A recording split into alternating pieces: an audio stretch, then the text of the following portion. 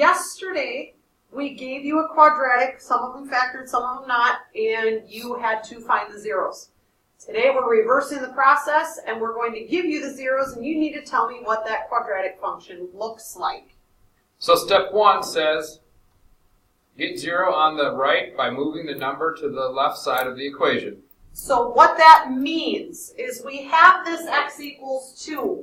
We really want to have a 0 here. So what we're going to do is we're going to subtract 2 because 2 minus 2 is 0. So that means I have 0 here, and now I have x minus 2.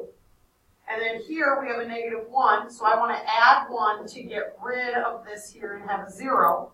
And now I have x plus 1. So now I'm going back one more step and putting them in the binomials. So now I've got that if I multiply them together, it'll still equal 0. So we got x minus 2 times x plus 1. So now that I have this, step 2 says take 2 binomials created and multiply them. So now we're going back to what we started the unit with that refresher on foiling.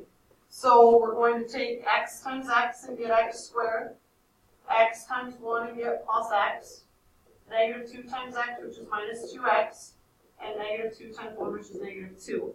We combine our like pieces, and when we do that, we get that our function, f of x, is going to be equal to x squared minus x minus 2. I do expect you to put that f of x in there, so please don't forget. And we need to see all of these steps in place in order to get proper credit. Now, I will tell you, for some of you that have been really successful thus far in factoring, if this work right here is not necessary for you, you can see that if it's x equals 2, that it's x minus 2 equals 0. That is fine, but then I expect to see all the work from that point on down. All right, so let's look at the next one. The next one, we have x equals 5 and x equals negative 3. So I'm going to subtract 5 here, add 3 here, and so I get x minus 5 equals 0, and x plus 3 equals 0. And so then I take those, I throw them into 2 binomials, and if it helps you, you can write the f of x already, equals x minus 5 times x plus 3, and then we FOIL it out. So x times x is x squared, x times 3 is 3x, negative 5 times x is negative 5x, negative 5 times 3 is negative 15. We combine our like terms, and we get f of x equals x squared. 3x minus 5x is negative 2x minus 15. All right, we have one more example for you. Now they're both negative.